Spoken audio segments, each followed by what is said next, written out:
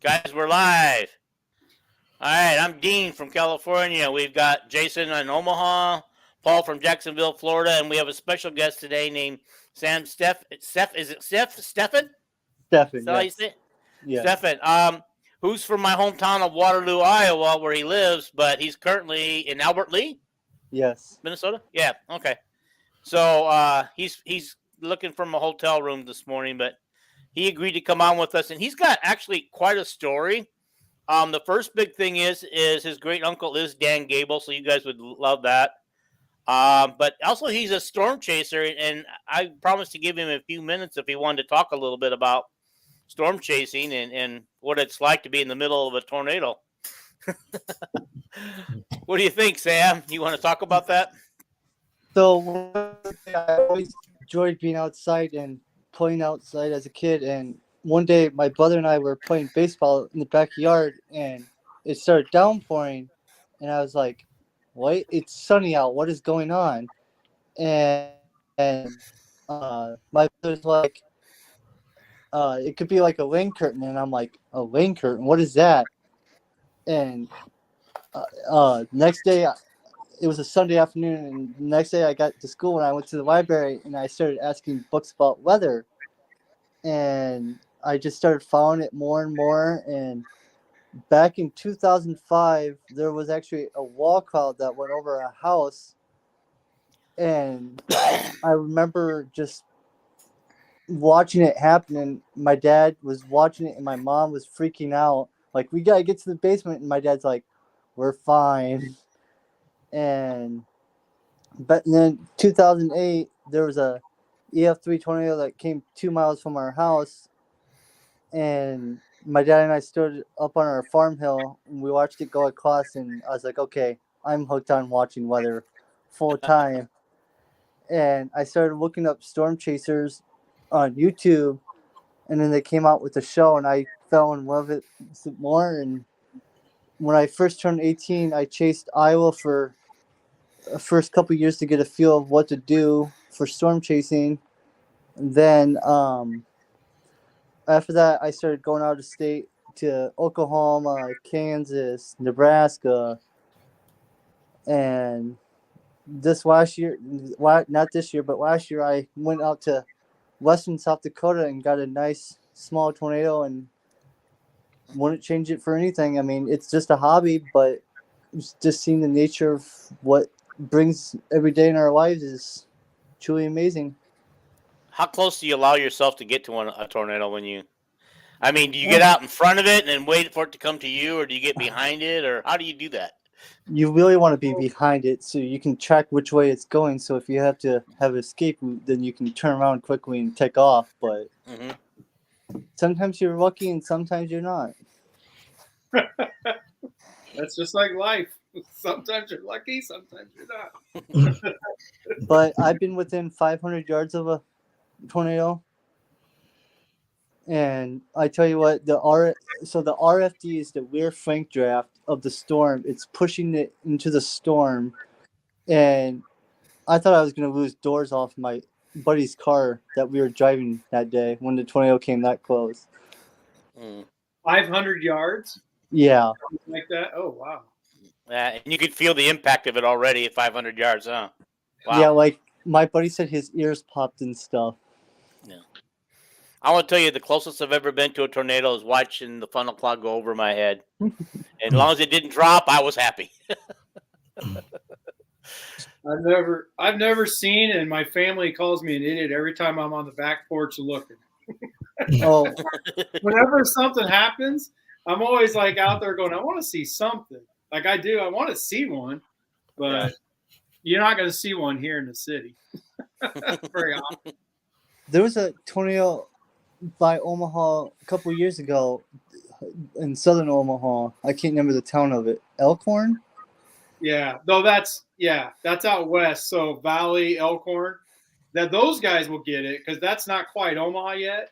Yeah. Omaha annexed them, but they're not. I mean, it's still like out in the country when you go out there by Elkhorn and Valley. They did have a tornado. You're right, but not like where I'm like right in the middle.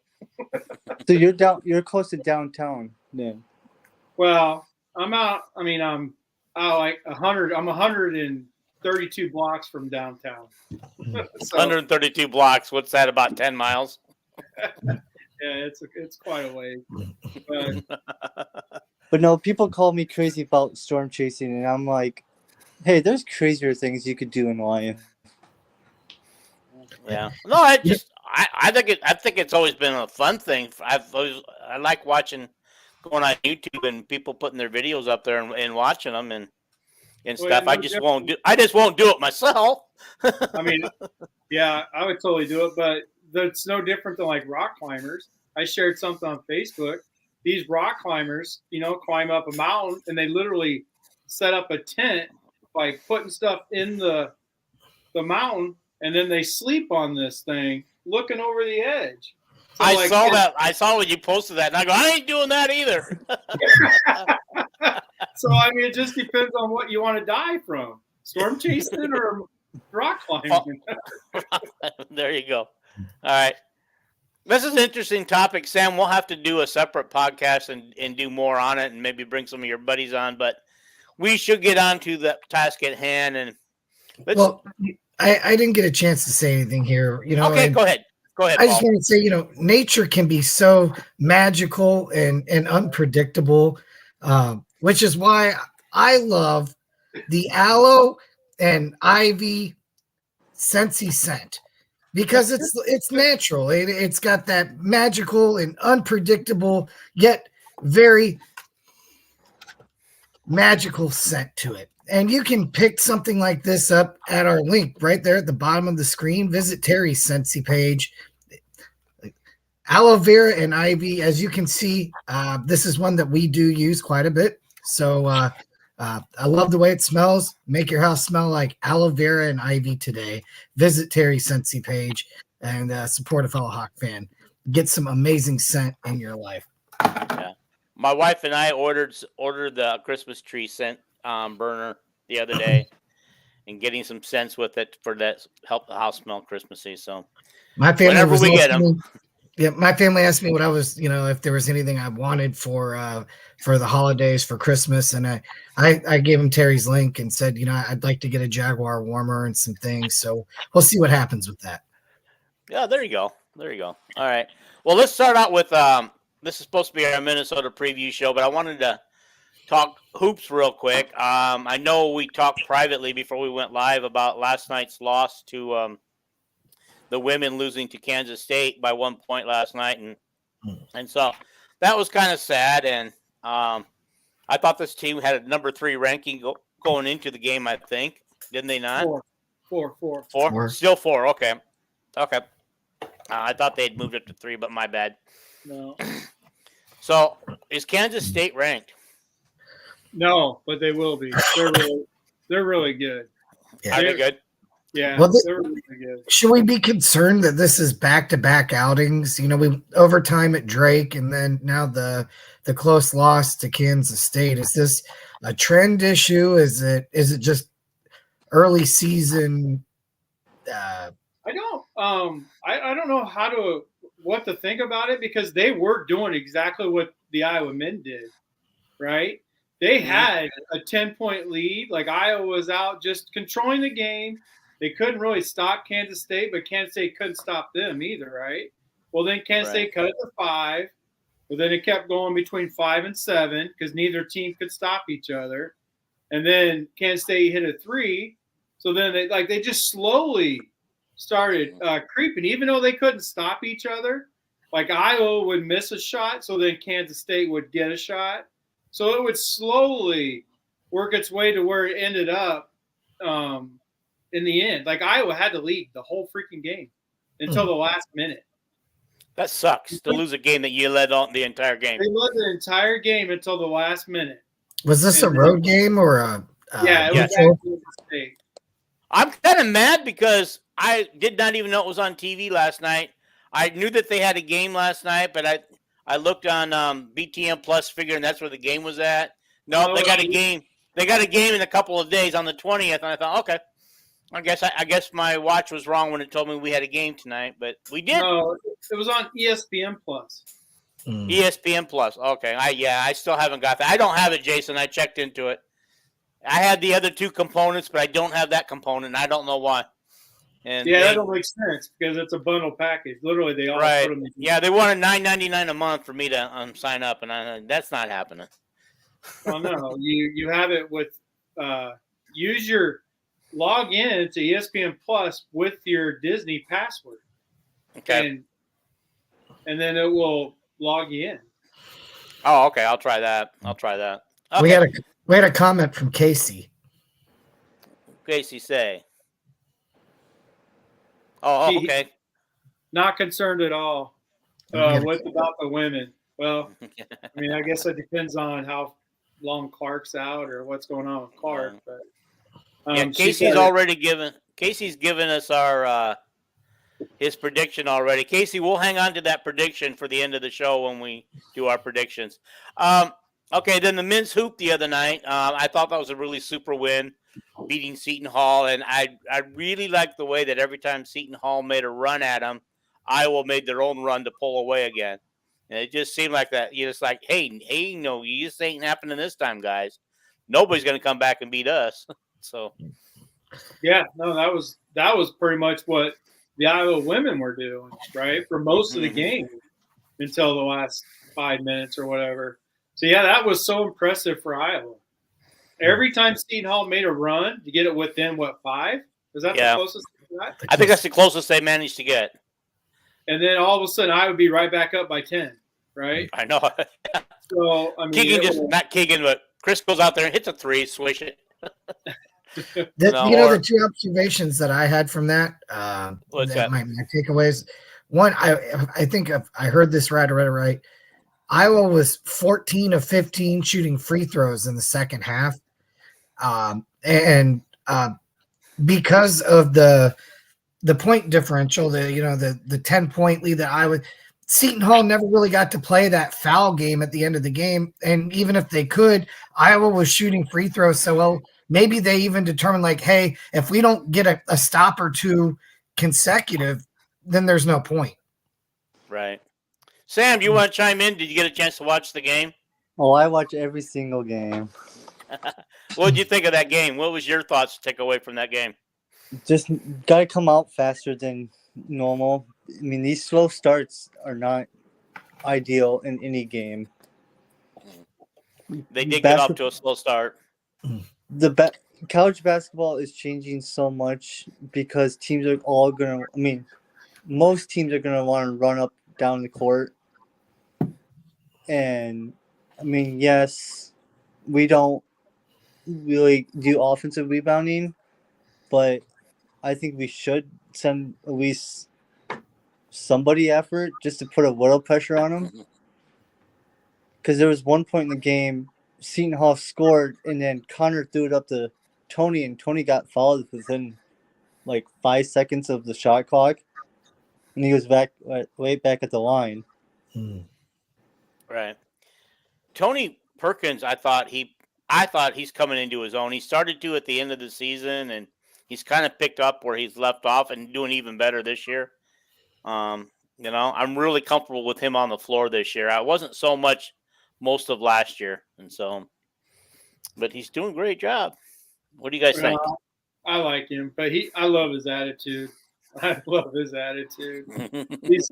He's a fireball, right? And that's what you want. Like, you want somebody with the ball in their hands that's like, you can't guard me, right? You can't guard me without fouling me. And that's what, after he got that technical, see how mad he got? You see how he was mad. See how often he mocked the refs too? Because he made sure that when he screamed, like when he did his flexing, that it was at the crowd, right? Mm-hmm. Every time he did a play, he'd get up and it'd be right behind the hoop. He'd be like, ah! Like when he got an and one or something. And even at the very end of the game, he did the same thing right in front of the refs, but he was looking at the crowd. Like, he mocked them so bad after he got that stupid tee. I mean, that was stupid. That was stupid. It wasn't directed at a player; it was at the crowd, because that crowd was horrible. Really, I mean, they were a good crowd for Seton Hall, But for Iowa, they were. I mean, they were into it. They were rude. They were on the road crowd. That's what you want out of your. That's what you want out of your home crowd. So no, I think I I believe Tony explained that the T came from because he got so mad at the crowd, and after he made that score, he went and yelled and won. I mean, so I guess that's taunting as I guess, I don't know. I thought the biggest positive to take away from the Seton Hall game was that it was an off night or a slow night or bet, and I don't know what you want to call it for Sanford, and Iowa didn't get really any contribution from him, but didn't need it. Still won by double digits. So yeah, I don't think there's going to be a lot of games this year where you don't get much of any production from him, but it did show that we can get production in different ways, from different guys. So if Sanford isn't having a great night, T Perk can pick him up, or Connor or Patrick. Somebody's going to come out, and it's just and we haven't even talked about the elephant in the room of Chris Murray and his career high.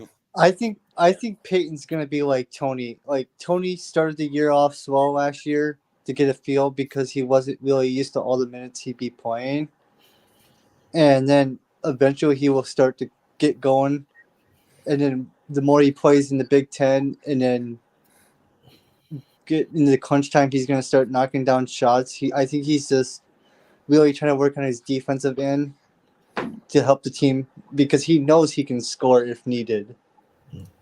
We should answer Jared's question here. Is Seton Hall a tournament team this year?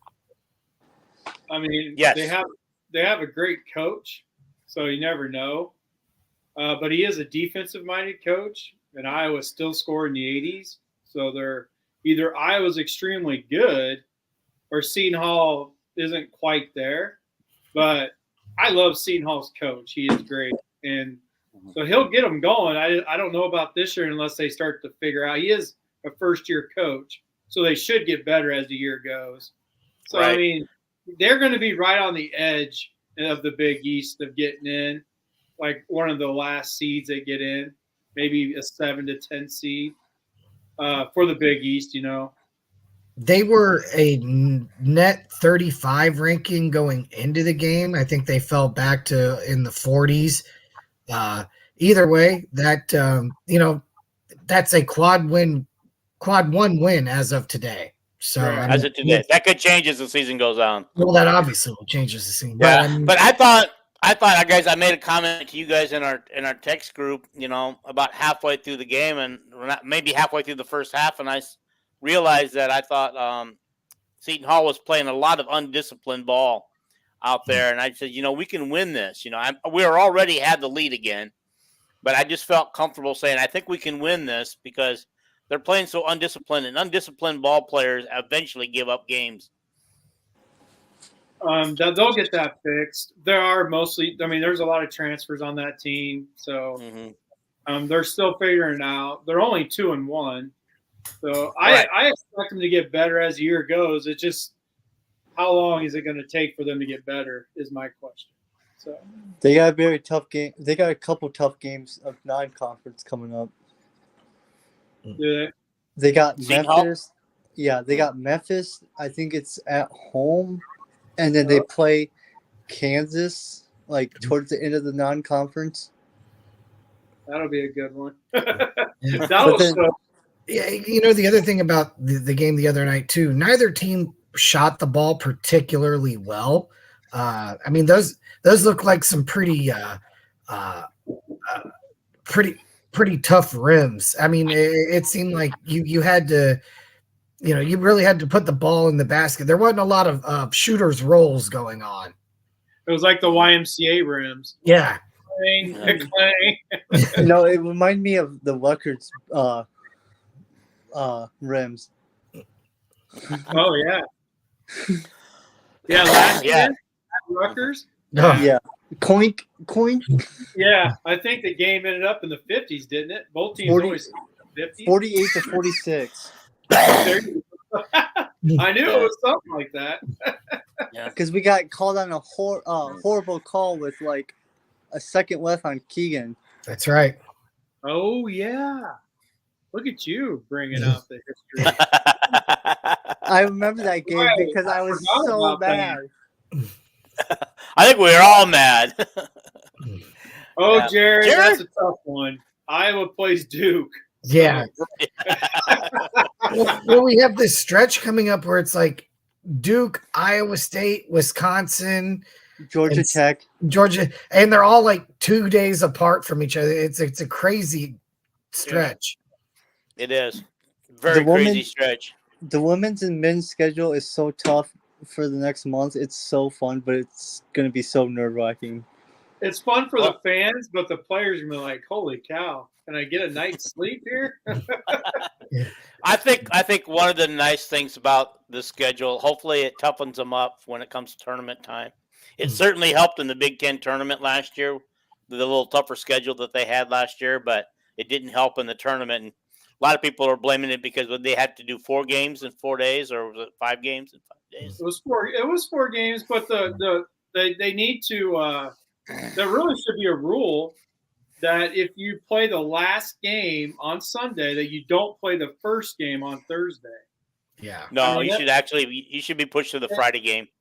Yeah, that should be. I mean, that was just nonsense. Play a 10 a.m. game after playing 4 games in 4 days.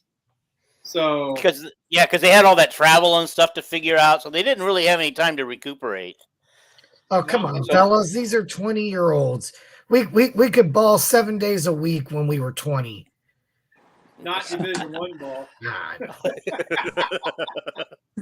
Not in my world.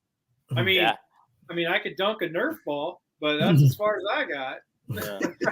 By the way, the guys on the Iowa basketball team called Connor Gramps, so just so you know that they don't think of him as being young. Well, that's what they called. Okay. That's what they called J-Bo last year. They called J-Bo Grandpa. Yeah. But did you see the last like 5 minutes? What players were on the court? You didn't have Patrick. You had Connor. Connor finished the game, with Chris, Ulyss, Perkins, and the center. Was it Rabracha? Yeah, goodness gracious, how did I forget his name? Yeah, I forget because he didn't use Patrick or Peyton. okay, his name slipped my mind. You guys knew who I mean though. Peyton. Yeah, Peyton at the end of the game, and he went a long time with no substitutions on those guys. Yeah. He just seemed to think this is working, so we're going to finish the game with these guys, and that's what Fran will do. He will, if something's working, he's not going to break up that combo he's got on the floor until something bad happens. That inbounds play to Patrick McCaffrey with the big dunk, that was about as well of an executed out of bounds play as I've seen out of the McCaffrey era. Like it just, it was set up so perfectly, and then they executed, and Patrick got to the rim, and that was really well done. Does that make up for him inbounding the ball directly to the Seton Hall player who went down and slam dunked his own? I think that play the last night, Patrick is pretty nice, but the dunk Keegan did last year, full court pass to win the Big Ten tournament, was pretty amazing. Yeah, that's what put him in the NBA. Like that anger, you gotta dunk with anger to do something like that. Yeah, you can't be soft going in there like that. Well, guys, it's time to move on to Minnesota, the frozen tundra, whatever we're gonna call that. Man, don't you guys wish that game was back in the dome? I agree, Casey. Just want you guys know I agree with Casey on that one, on that question or answer. Oh, yeah, the only non-conference loss could be Duke. Yeah, the others are winnable games. I believe so. Yeah. And honestly, are we playing at Hilton or at Carver? Carver. Okay. Yeah, everything's at Oh, that's right. Even year. Gotcha. Yeah. Yeah. The Duke game, though, just to throw that out there, remember, they lost all their starters. They're playing a bunch of young guys. They're talented, but they're young, and so maybe our veterans can stir them up a little bit. Yeah, I mean, Iowa can beat Duke. I mean, it's just a different talent level. Iowa's got to use smarts. They don't have the Duke's talent. Right. So, yeah, I mean, Iowa can beat Duke. I watched Duke play Kansas, and Kansas just totally, whooped them, really. Yeah, but Kansas is a different team than, say, compared to Iowa. Talent-wise, yeah. Yeah, talent-wise. But I really think Duke has McDonald's All-Americans. Iowa has Taco Bell All-Americans. All right. So let's move on to the Minnesota game, guys. So Minnesota's sitting there at 7-3. We're at 6-4. I tell you, this was the one game on the schedule during this 5-game run that I said we could win all 5, and I still believe we can win Minnesota, but I think this will probably be the toughest of the 5, in my opinion. And but I know you guys don't like Corey Brada, but I watched his Minnesota preview show last night, and I got to tell you, he made some good points that might have made me feel a little better about this game. He made good points. He was positive. He was positive, although he didn't give his Iowa Minnesota prediction, but he was positive, and he was showing that all the stats that Minnesota's running up was against weak teams and stuff, and that if you just take the cumulative Big Ten stats, their stats considerably drop. Was he abducted by aliens and replaced by Jason? There you go. He's watching us, is what he's doing. He's like, oh, okay, yeah. I'm sure that's what's happening. No, Go ahead. No, you got it. You got it. I was just going to say, no, this is what the hardest game on Iowa's schedule was Wisconsin. This is not going to be a hard game for Iowa. Granted, it's at Minnesota, so that will hamper it a little bit. But, I mean, I think Iowa wins this. It's going to be a easy victory in the Iowa way, right? They're not going to win by 30. Well, let's be honest. They're probably not going to win by 30, but they're going to win by 10, 14 points.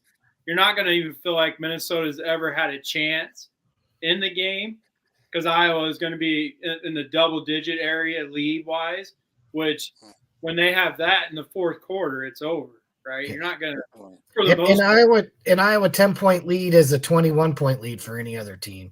Yeah, right. So, yeah, this game – I mean, I have zero worries about this game. Like, I was worried about – even though I picked Wisconsin to win 24-10, like I told you guys, that was my most worrisome game in those last 5. Just because Wisconsin, their power, they always overpower Iowa. But I think that tells you about Iowa's defensive line, right? Right. They did not do anything against Iowa. No, we held their star running back to under 100 yards. We made their veteran quarterback look worse than Spencer Petras earlier in the year. Things like that. But one of the things that yeah. But the other thing I thought was kind of strange is that Minnesota is even worse in the passing game than Iowa is, and we're improving. Apparently, they are not. So that kind of makes me feel good too, because that means Minnesota's going to keep running the ball, and whether Bro Abraham or whatever you call his name gets his 100 yards or not, I don't think it's going to make the difference in the game this time. If it takes 40 carries, who cares? Let him get 110 yards on 40 carries. I mean, there you go. That won't do a darn thing. Other than help Iowa milk the clock, right? Right. This game, if it wasn't on Fox, this game would go fast. Both teams are just going to run the ball. I like that big Fox. So we're going to have an hour and a half of commercials and an hour and a half of football. That's what's going to come down to, because the clock is going to go fast. Both teams want to just run the ball. I don't know how much Minnesota will even try to throw the ball against Iowa. So, no. And if Tanner Morgan doesn't start, I mean, one thing that could get us that hasn't bit us is maybe they decide to run that other quarterback. That other quarterback has some running ability, but that hasn't hurt Iowa in a while now, right? Right. A rookie quarterback hasn't really hurt Iowa for a few years, I don't think. I can't remember one. Phil Parker's getting tired of getting beat by running quarterbacks. Well, he's adjusted his system, period, right? He's literally adjusted, and his adjustment against Purdue was on point. He put the Iowa corners up in the receiver's face, and they couldn't do anything. I'd say the last mobile quarterback to really give us fits is the kid from Penn State. Trey McSorley. Yeah, Sam, you're right. He definitely did, and their current quarterback also hurt us with his legs a few times. Last year? Yeah, but is he really a leg guy? I mean, does he really run a lot? He has mobility. I mean, he gets outside the pocket and stuff. Okay, he hurt us until we knocked him out of the game, and then he didn't do anything. Right. That's what they said about Brock Purdy was going to run all over us, too. Look what happened, too. Yeah, that's true. Oh, we have all these things that people say, but I can't. I mean, I'm the opposite of you, Dean. I'm really surprised that Corey is just tired of being wrong. So that's why he flipped the script. Now, I hope he doesn't have bad karma and affects Iowa, because now he's positive, right? Well, I'm going to tell you right now, it seems like he's leaning toward Iowa in this game, but he actually had 13-minute video, and he posted it, and he said, come back later, and he'll have his prediction. But I did not go and look for his prediction. Phil Parker's paw. Dude, I really don't think you have anything to worry about in that department. I'm pretty sure Chase Brown is not playing for Illinois. And even if he is a go, he won't be 100%. There's no way. I mean, Michigan is going to take care of business against Illinois. In fact, I'd predict it to be like a 33-7 type game. Yeah. Hey, guys, we got a new commenter this morning. Phil Parker's paw. That's what Paul was just talking about, D. But, prayers for, Coach B, but right. I mean, sometimes you could put your heart and soul into everything. You just don't have it, right? It's just, you're just not good enough. And this is I feel like this is going to be one of those situations where they don't have Brown. So they don't have that guy that finds yards when there isn't any. Like, he's just this little guy, like Michigan's running back, like Blake Corum. So I don't think we have anything to worry about in that area. We just need to take care of Minnesota and, say a prayer for Coach B, and his family. But it's football related. I don't think you have anything to worry about. Sam, what do you got to say on the game? Hawks eat Gophers the last 7 years, so we've beat better Minnesota teams than this one recently. That the team that came into Kinnick, is it 2017 maybe? I think it's 2019. 2019, they came in undefeated and blah, blah, blah. And the roll the boat year. Boat year that we broke their oars. Right. And then what was it? Was 2020 the year that we left the timeouts and took the pig? Yeah. Yep. Yeah, that was 2020. That was one of my favorite quotes by Kurt. I know. He doesn't usually talk like that. It's cool. I think he's just getting old, and he's like, I don't care anymore. Wasn't that maybe in response to some timeouts that PJ Fleck had called, or he had called a timeout? I was literally just going to run the clock out, I think, and then I think Fleck pissed him off. Yeah. So he was doing it because PJ Fleck kept calling timeouts to get set up, because even though they couldn't win the game, he at least wanted to get a score out of it. That's what it was. Hey, Sam, do you got a score?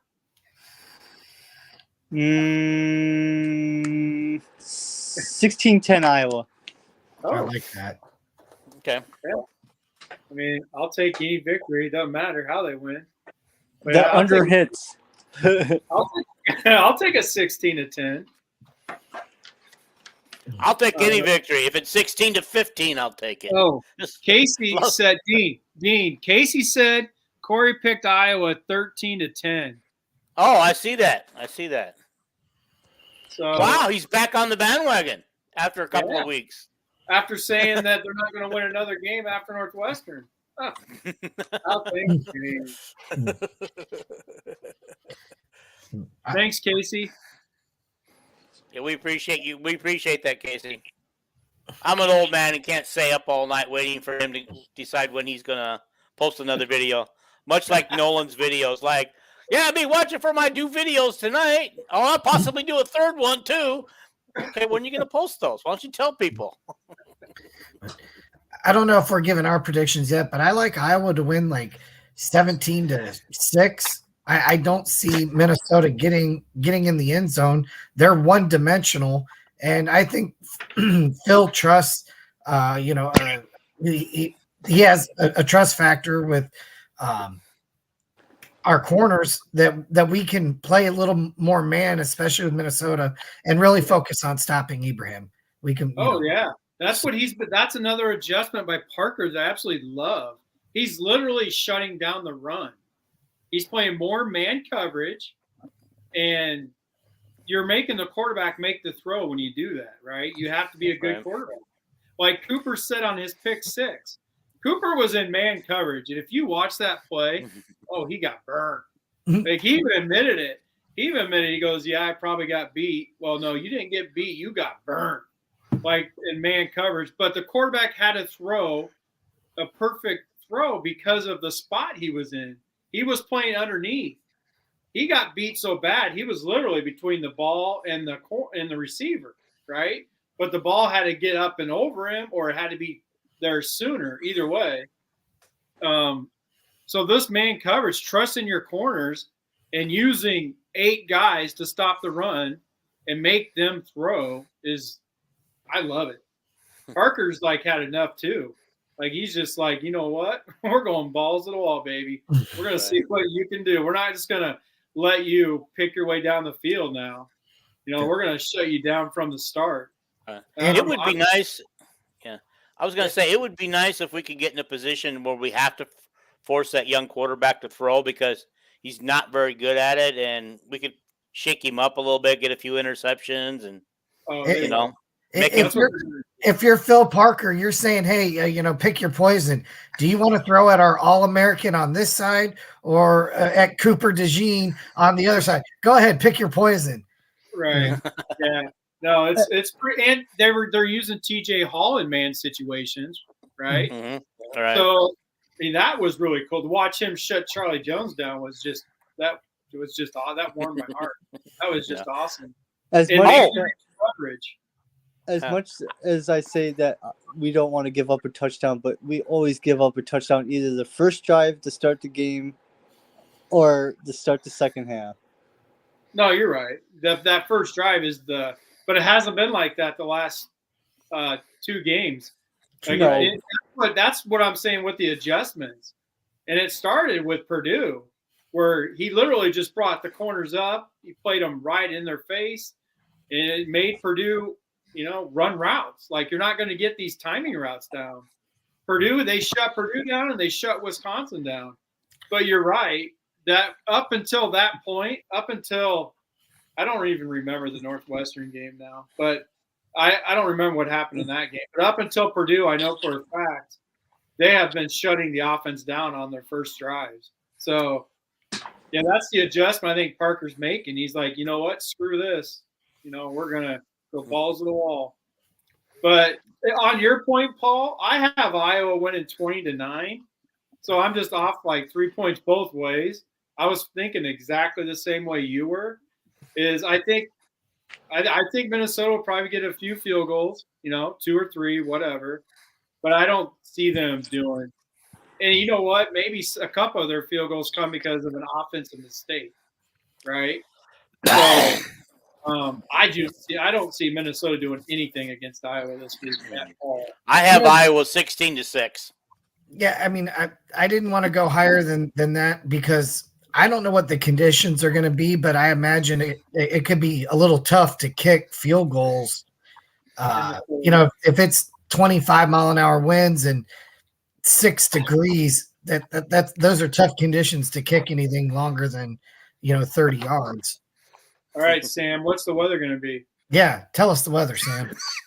Cold. I heard it's going to be like 20 degrees with not much wind. Just so as long as Iowa keeps the balls warm, their game balls warm, I think they'll be all right. But if they sit out in the cold, which they never do, it is always a challenge to keep your balls warm. Yes. Yeah, that. I'm not gonna lie. I don't really follow road game temperatures that much. If they were at home and I was gonna go to the game, then I would probably be paying attention to it more. But on the road, yeah. I just heard there wasn't going to be much wind. It's just going to be cold, like 20 degrees.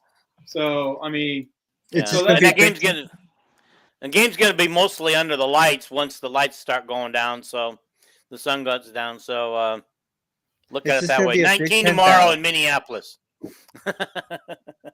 Here we go. We got it. 19. What's the wind? Oh, thanks, Casey. All right. I heard there wasn't going to be much wind. You guys all gave your Iowa, so I'm going to give mine 16-6. Oh, I already did, didn't I? You did. All right. Okay, well, as long as we're doing the picks, let's go ahead through the rest of them. I got Illinois at Michigan. I think I know where this is going to lead for everybody, but go ahead. Tell me what you want. Well, you got to call us out. You're the host. Okay, all right. Sam, I'm going to give you first choice today. like the score or like just the win? Just to win. Just to Michigan. Win. Okay. How about you, Jason? Michigan. Yeah. And Paul. Hail to the victors, something. Song. You know what? I am not going to lie. When it's the off season and I'm just jonesing for football, that song gets me fired up. Even though it's Michigan. Notre Dame's fight song does it too. I just start picturing. I remember the Notre Dame Michigan games of the '90s. I don't know. I get myself all fired up. I got to watch. Thank God for YouTube. But no, even though that's a Michigan fight song, that fight song gets my blood boiling, like just excited, ready to go. And it's freaking July. Hey, speaking of Michigan fight songs. Hold on, Sam. Go ahead, Sam. I know what song gets you going. What? Go Big Red. Yeah. That song makes me throw up. What were you going to say, Dean? Okay, I was going to say, speaking of the Notre Dame fight song, the high school I went to was a Catholic high school in Waterloo, and ours was the Notre Dame fight song, except we changed the words to match our school. Nice. Do you have Touchdown Jesus, too? We didn't have Touchdown Jesus. We just had a big old sailor painted in the back of the stadium. Sailor was our mascot. So you grew up with that Catholic school money. I see what it is.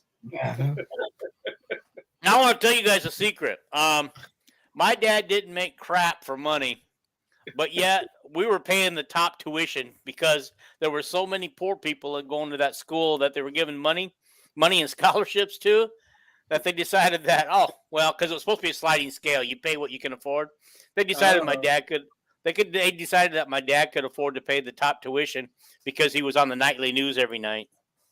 So they automatically thought we were rich because of that. But honestly, when I started working for Eagles full time, I was making more money at Eagles full time than my dad was making as a news director at the TV station. Just you have more games to pick?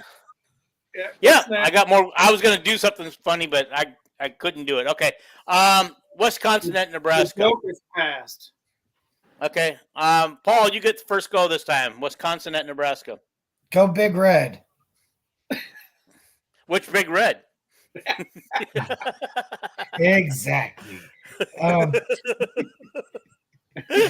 I was going to put you down for Nebraska when I realized Wisconsin's red also. I will take. I'll take the Badgers, Okay. but I'm not Alrighty. so really confident in it. Jason, you. Oh, it's going to be Nebraska. Casey's not playing.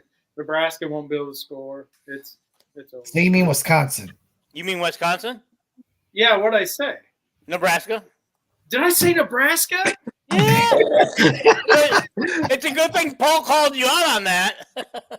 No, I got your back, Coach. Thank you. Sam. Wisconsin. Nebraska is Wisconsin. going to struggle bad. Okay. Holy. And I too also pick Wisconsin. I'm turning Okay. into RTD2. Okay, now we're going to step out of the Big Ten. I found some interesting games I thought would be interesting. Okie State versus the Sooners at Sooners. I took the Sooners. Sooners. You got to call us out, Dean. Okay, Jason, you get to go first this time. Oklahoma State. Okay. You taking Oklahoma State? Yeah, Okay. Oklahoma State. Okay. Paul. Give me them Cowboys. Okay. How about you there, Sam? I'm taking Oklahoma to win, but Oklahoma State to cover. Okay.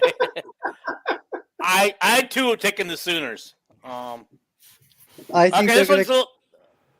Okay, this game's going to be a little bit tougher. USC at UCLA, playing in the Rose Bowl. Call someone.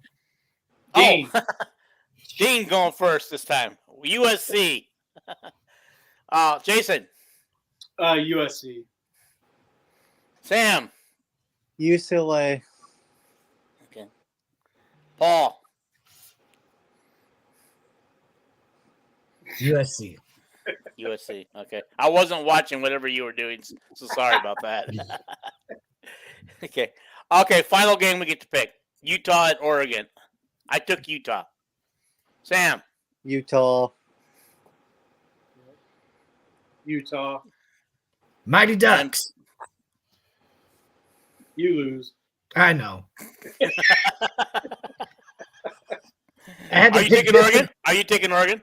I will take Oregon at home. Okay. Okay, they were at home last week and didn't win, so, you know. Just to let you know. I just have one thing to add about the Nebraska game. Yep. Wonder what bowl game they're going to go to this year. Oh. Ah, Mm. they're the only team. They're the only team that hasn't gone to a bowl since what, 2015 now? Is that what it was? Something like Really, that. that long? They're the only team in the country to not get to a bowl game. But they did sell it out. I'm just saying. They did sell it out. 2015, that's the year I graduated high school. Oh, you baby. You're a baby. You are a baby. Thank you, Casey. Thank you. I'm not going out on a total limb. Thank you. I considered it briefly, but I think Utah's a better team. That's all I've got, guys, unless you guys got anything else you want to add. I mean, we went through my agenda pretty quickly. Maybe I cut you guys off too soon. No, you didn't let me talk like I normally do, so we're going to be done in less than an hour. Ew. Wait a minute. Are you in a position the last few minutes to talk about the pre-snap movements that you thought maybe might come back this week? I mean, I can talk about it, but it's going to be hard to show. Okay. But I showed those videos. You know, I share those videos with you guys. Yeah. Which is a big part. But that wasn't like everything, because what Paul and I have been discussing is the actual fullback and tight end. They changed position. They changed the formation. So what I hope comes back is they come out in whatever formation, and then the tight end and fullback move somewhere else to change the eyes of the defense. And then you have a receiver come in motion, right? So there's literally 3 different motions, and the defense is like, you know, what's going on? Because the tight end and fullback literally changed the whole formation. There's one play that I love where the tight end and fullback were on the right, and then they went in motion across together, but then the fullback stopped behind the center or behind the quarterback. I can't remember. I don't think it was in shotgun, but behind the quarterback, and then the fullback went right back out a little bit before they brought the receiver in motion. So the defense is just constantly moving their eyes. Those are the motions that we want to come back at, and that needs to come back. And it's what I think the only reason they didn't do it is because, and I know Paul and I differ, but is because Wisconsin knows those motions, right? That's a lot of what Wisconsin does. But it also could be because it's an odd front. So, and we have 2 even fronts coming up, so the communication should be there. So I'm expecting a lot of that same motion to come back. I mean, you're dumb as hell. I mean, seriously, as much as I love Brian, I will want him gone if he doesn't bring back what was working, right? Last week, he went completely away from what was working, but to me, it's understandable because it was Wisconsin's style of offense.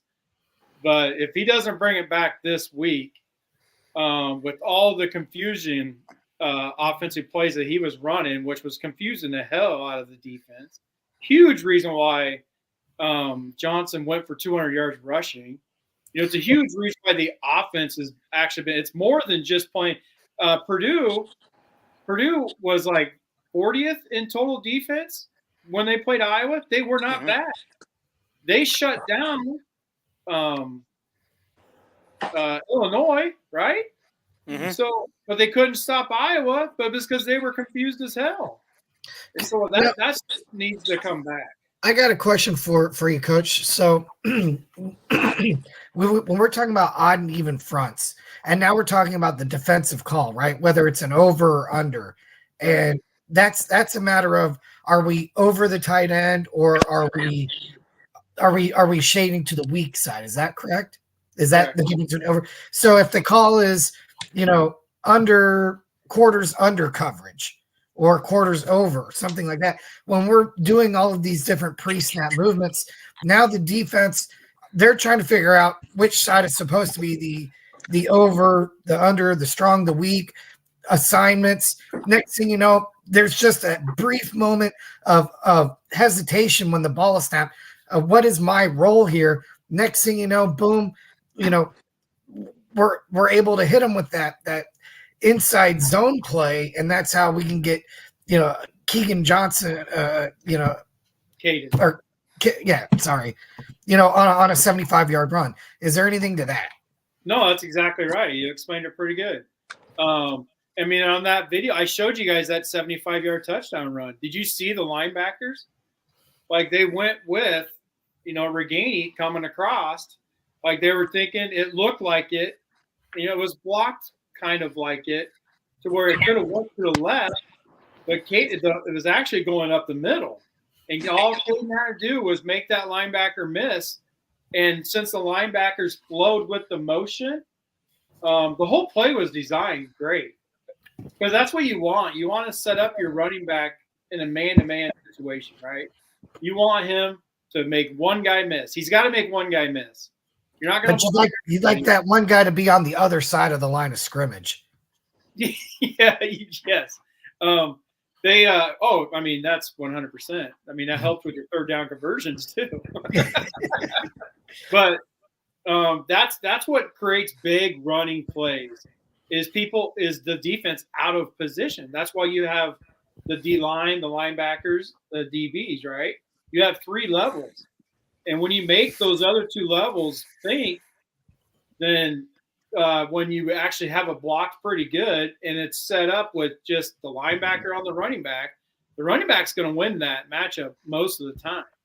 And that's the running back's job, which is why they'll teams like running the quarterback, right? You got that one extra blocker. But when you actually hand off to the running back, that running back has to make one guy because you don't have that extra blocker.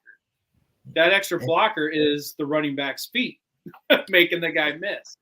If your plan going in is, hey, and when Iowa goes into this set with 2 tight ends to the same side of the field, we're gonna blitz the backside backer. We anticipate the weak side backer, maybe being an unblocked guy, that kind of thing. But then pre-snap, all of a sudden, now we're shifting those tight ends or shifting one tight end. We're shifting the fullback like you were talking about. Now all of a sudden, they're having to communicate. Am I the front side backer? Are you now the weak side backer? How is my role changing on this? And it only takes that split second of what am I supposed to be doing and to get caught, and that's it. Yeah, no, that's what I mean, because you say hike, right? All of a sudden it's live when the players are still thinking shoot. They're like they're just going to go where they think the play is going and not where the play is actually going. Sure, they could guess right, but you're not going to guess right majority of the time. So they're just going to go with what their eye see after you get them confused, and that's what was working. And what I would love for them to do is, because we love our 2 tight end sets, but you could take those 2 tight ends and go out into like my diamond formation, which is 4 wide receivers like to the left in like a diamond shape, and do a wide receiver screen, right? If they have all those linebackers in, because we're in 2 tight end sets, so they don't have 5 DBs in, there's so many things we can do with the versatility of Iowa's tight ends, right? And when you do that, you have 2 tight ends out here blocking DBs. So you could do like quick screens now. You could completely change the formation. Laporta is a great route runner. You could get him out there in that. So you could do so many different things because of the skills that Iowa really has an offense if they just did it, right? If they come out and they set up in their normal 2 tight end set, and then all of a sudden they switch to the diamond, and then you have I'd probably put Regini over here by himself, right? I would just spread it out, put your diamond here, and have Bruce as your wide receiver screen guy. That's how I would do it. You'd have 2 tight ends and another receiver, Breck or whoever, or even the fullback, right? If you came out with 2 tight ends and you came out like that with just 1 wide receiver and then 2 tight ends, fullback and running back, you could do all kinds of things like that with the skills that Iowa has. But I would use like 2 wide receivers, 2 tight ends, and the tailback. It's kind of how I would do it, because you can make it look like the defense is going to think you might run, but then you just switch formations to the diamond formation. Anything, I'm not just saying just the diamond. That's just my formation. You could use all kinds of things with the skills that Iowa has on offense. These tight ends can run routes. I don't say Laporta can catch the best, but when he does catch it, he's good. I'm just hoping the simple motions come back, because it's really simple. Okay. All right. They bring up the thing about Iowa wrestling last night. Did we talk about that live, or was that pre-show? It was pre-show. That was Pre-show? All right. Anybody want to talk about it real quick? Because who watched it last night? Let's let Sam say some words about wrestling, because he knew who lost. I don't know much about wrestling, to be honest. I just follow. Well, no, I know, but you know who lost. What weight classes lost? Because you were telling us, weren't you? I think 125 and 133. I think they lost back-to-back. Who are those wrestlers? Isn't that Spencer Lee's? Spencer didn't go last night. Spencer Lee didn't go, and neither did Real Woods. Real Woods is going to be the 133 person this year, but he's still not wrestling yet either. And last year they had 2 guys, Shriver and that guy from Fort Dodge, do the 125 all year for Spencer Lee. They were rotating it, and then the other guy from Fort Dodge, I can't think of his name, ended up with the spot to finish the year and went to the NCAAs at that spot, but he's not wrestling this year either, it looks like. Maybe they're redshirting him and waiting for Spencer Lee to come back. Probably redshirting him because they're going to need him next year after Spencer Lee's gone. Because no matter what, this is Spencer Lee's last year. Right. You're thinking of Drake Kajula or something like that? Yeah. Yeah, that's who I'm thinking of. He didn't I thought he would hold down the spot in Spencer Lee's place, but it does make sense to redshirt him because they're going to need him there next year. I'm pretty sure they have a meet today, don't they? Oh, I don't know. I don't know. I got to look that up. 2 days in a row for wrestling? They just wrestled last night at Army. Well, I mean, tournaments can go 2-3 days in a row, right? So I mean, it wouldn't Right. be unheard of. Well, right, but in tournaments, And you only maybe wrestle till you lose, right? Isn't that how wrestling tournaments are? Is you wrestle till you lose, or No. it's usually double elimination. what? Wrestling tournaments are double elimination. That's how you get your wrestlebacks. Yeah. Your picked No, I guess matches. that's what I meant. Like once Guys, you lose, they are wrestling today at Buffalo. Yeah, but yeah, holy well, cow, they go something from tells me that's not going to happen. 7:30. So I don't know how we get to watch that. Probably on the Plus. I don't Probably see them watching I the don't see that snowfall. happening. Yeah, I mean, they're Yeah, supposed to that? get dumped with. There's no way they're going to be able to get to that arena and wrestle. Buffalo Bills already canceled practices. Right. Well, what's going on? Is it snowing there? About 5 that, feet of snow they're supposed to get possible. like 6 feet of snow. Oh, okay. Well, I did hear that the Buffalo Bills moved their game to another location, but I did not know it was because of snow. I thought maybe it had something else doing with it. No. Okay. Funny fact: the running back for Buffalo Bill is 5'7", and they're supposed to get almost 6 feet of snow, so it's supposed to be taller than him. Oh my gosh! All right. Well, so they probably won't get that wrestling meet in tonight then. Unless Buffalo gets on an airplane and they all go back to Iowa City and do it. I know we've we'll get back together on Monday and go over our picks. Yep. And talk about bringing home the bacon. We'll see how good the special guest picker did. Yeah. We'll see if we'll have him back. One thing I need to point out, guys, is Friday's Black Friday, so that's when the game is going to be played. Thursday's Thanksgiving. I think we should go Wednesday for our preview show if you guys can. We did it last week, right? Or was it 2 weeks ago? Yeah. I think it was last week or 2 weeks ago we went Wednesday. Yeah. Okay. Let's do it then. We'll plan on Wednesday next week, guys. Monday, Wednesday. Sounds good. All right. See you guys. We're out. We want to thank Sam. Then we'll be talking about our opponent in the Big Ten championship game and our Rose Bowl berth. Yep. Oh my God. And how we took Michigan out of the playoffs. Yeah. That's right. And Brian's promotion to head coach, executive assistant head coach. Oh, guys, you guys are cutting me up today. Thanks for the laughs. Thank you, Sam, for being there. Of course, anytime. All right. Okay, guys, let's get out of here. I'm going to end the show. Bye, Terry. Bye, Terry. Bye, Terry.